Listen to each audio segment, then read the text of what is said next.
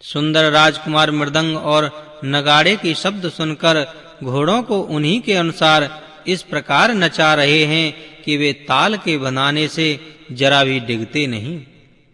चतुर नट चकित होकर यह देख रहे हैं, बारात ऐसी बनी है कि उसका वर्णन करते नहीं बनता। सुंदर शुभदायक शकुन हो रहे हैं। नीलकंठ पक्षी बाईं ओर चारा ले रहा है, मानो संपूर्ण मंगलों की सूचना दे रहा हो। दाहिनी ओर कौवा सुंदर खेत में शोभा पा रहा है। नेवले का दर्शन भी सब किसी ने पाया।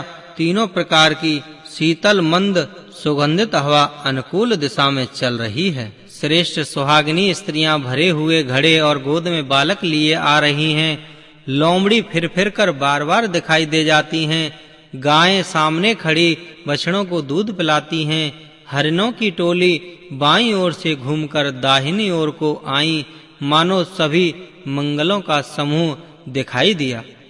क्षेम करी सफेद सिर वाली चील विशेष रूप से क्षेम कल्याण कह रही है। श्यामा बाईं ओर सुंदर पेड़ दिखाई पड़ी। दही मछली और 2 विद्वान ब्राह्मण हाथ में पुस्तक लिए हुए सामने आए।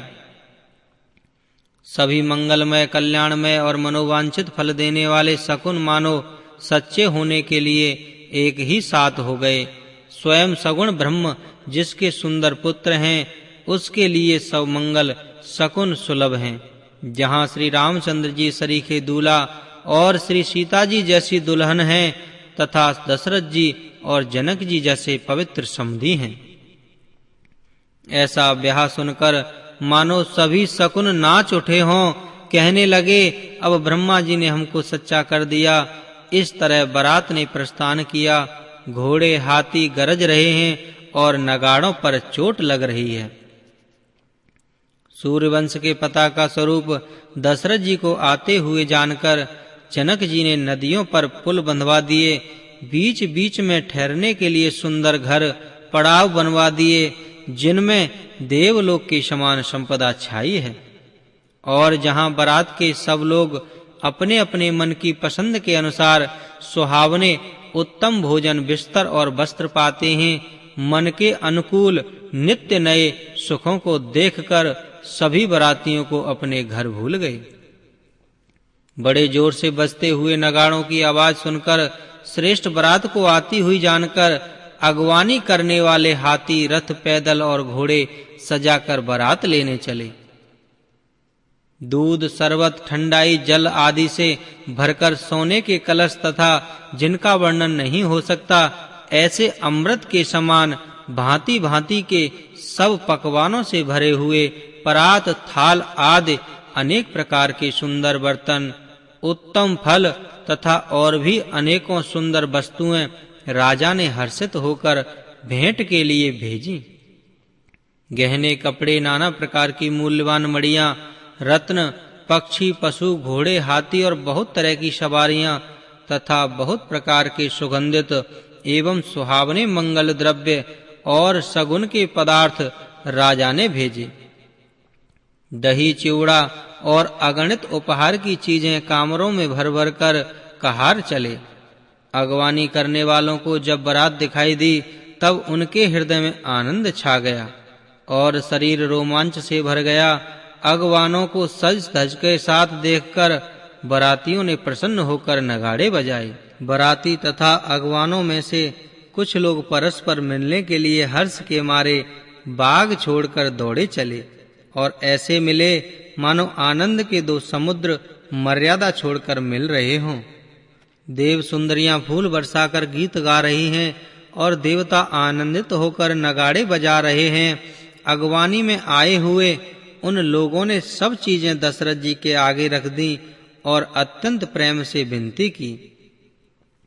राजा दशरथ जी ने प्रेम सहित सब वस्तुएं ले ली और फिर उनकी बख्शिशें होने लगीं और वे याचकों को दे दी गईं। उसके उपरांत पूजा, आदर, सत्कार और बड़ाई करके अगवान लोग उनको जनवासे की ओर लिवा ले चले। विलक्षण वस्त्रों के पावड़े बन रहे हैं, जिन्हें देखकर कुबेर भी अपने धन का अभिमान छोड़ देते हैं। बड़ा सुंदर जनवासा दिया गया, जहां सबको सब प्रकार का सुविधा था।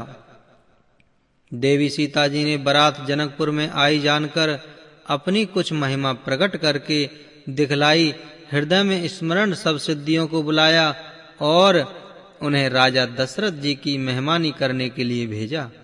देवी सीता जी की आज्ञा सुनकर सब सिद्धियां जहां जन्माशा था वहां सारी संपदा, सुख और इंद्रपुरी के भोग विलास को लिए हुए गईं। बरातियों ने अपने अपने ठहरने के स्थान देखे तो वहां देवताओं के सब सुखों को सब प्रकार से सुलभ पाया। इस ऐश्वर्य का कुछ भी भेद कोई जान न सका। सब जनक जी की बड़ाई कर रहे हैं। श्री रघुनाथ जी यह सब सीता जी की महिमा जानकर और उनका प्रेम पहचान कर हृदय में बहुत प्रसन्न हुए। पिता दशरथ जी के आने का समाचार सुनकर दोनों भाइयों के हृदय में महान आनंद समाता न था। संकोचवश वे गुरु विश्वामित्र जी से कह नहीं सकते थे, परंतु मन में पिताजी के दर्शनों की लालसा थी। विश्वामित्र जी ने उनकी बड़ी नम्रता देखी तो उनके हृदय में बहुत संतोष उत्पन्न हुआ। प्रसन्न होकर उन्होंने दोनों भाइयों को हृदय से लगा लिया। उनका शरीर पुलकित हो गया और नेत्रों में प्रेम आंसुओं का जल भर आया। वे उस जनमासे को चले जहां दशरथ जी थे, मानो सरोवर प्यासे की ओर लक्ष्य करके चला हो। जब राजा दशरथ जी ने पुत्रों सहित मुनि को आते देखा, तब वे हर्षित होकर उठे और सुख के समुद्र में थाहसी लेते हुए चले। पृथ्वीपति दशरथ जी ने मुनि की चरण धूलि को बारंबार सिर पर चढ़ाकर उनको दंडवत प्रणाम किया। विश्वामित्र जी ने राजा को उठाकर हृदय से लगा लिया और आशीर्वाद देकर के कुशल मंगल पूछा। फिर दोनों भाइयों को दंडवत प्रणाम करते देखकर राजा के हृदय में सुख समाया नहीं। पुत्रों को उठाकर हृदय से लगाकर उन्होंने अपने वियोग जनित दुस्सह दुख को मिटाया, मानो मृतक शरीर को प्राण मिल गए हों। फिर उन्होंने वशिष्ठ जी के चरणों में सिर नवाया। मुनि श्रेष्ठ ने प्रेम के आनंद में उन्हें हृदय से लगा लिया। दोनों भाइयों ने सब ब्राह्मणों की वंदना की और मन भाए आशीर्वाद पाए। भरत जी ने छोटे भाई शत्रुघ्न सहित श्री रामचंद्र जी को प्रणाम किया। श्री रामचंद्र जी ने उन्हें उठाकर हृदय से लगा लिया। लक्ष्मण जी दोनों भाइयों को देखकर हर्षित हुए और प्रेम से परिपूर्ण हुए शरीर से उनसे मिले। उसके उपरांत परम कृपालु और विनयी श्री रामचंद्र जी अयोध्या वासियों को कुटुंबियों जाति के लोगों, याचकों, मंत्रियों और मित्रों से सभी से यथा योग्य मिले। श्री रामचंद्र जी को देखकर बारात शीतल हुई। राम के वियोग में सबके हृदय में जो आनंद था वह और बढ़ गया। प्रीति की रीति बखान नहीं हो सकता। राजा के पास चारों पुत्र ऐसी शोभा पा रहे हैं मानो अर्थ, धर्म, काम और मोक्ष शरीर धारण किए हुए हों। पुत्रों सहित राजा दशरथ जी को देखकर नगर के स्त्री पुरुष बहुत ही प्रसन्न हो रहे हैं। आकाश में देवता फूलों की वर्षा करके नगाड़े बजा रहे हैं और अप्सराएं गा गा कर नाच रही हैं। अगवानी में आए हुए सतानंद जी, अन्य ब्राह्मण, मंत्रीगण, मागध, सूत, विद्वान और भाटों ने बारात सहित राजा दशरथ जी का आदर सत्कार किया। फिर आज्ञा लेकर वे वापस लौटे। बारात लगन के दिन से पहले आ गई है, इससे जनकपुरी में अधिक ब्रह्मानंद छा रहा है। सब लोग ब्रह्मानंद प्राप्त कर रहे हैं और विधाता से मनाकर कहते हैं कि दिन रात बढ़ जाएं, अर्थात बड़े हो जाएं।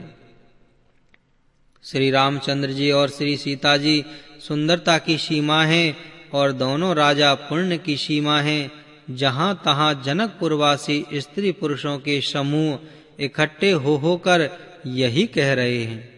जनक जी के सुकृत पुण्य की मूर्ति जानकी जी हैं और दशरथ जी के सुकृत देह धारण किए हुए श्री राम जी हैं।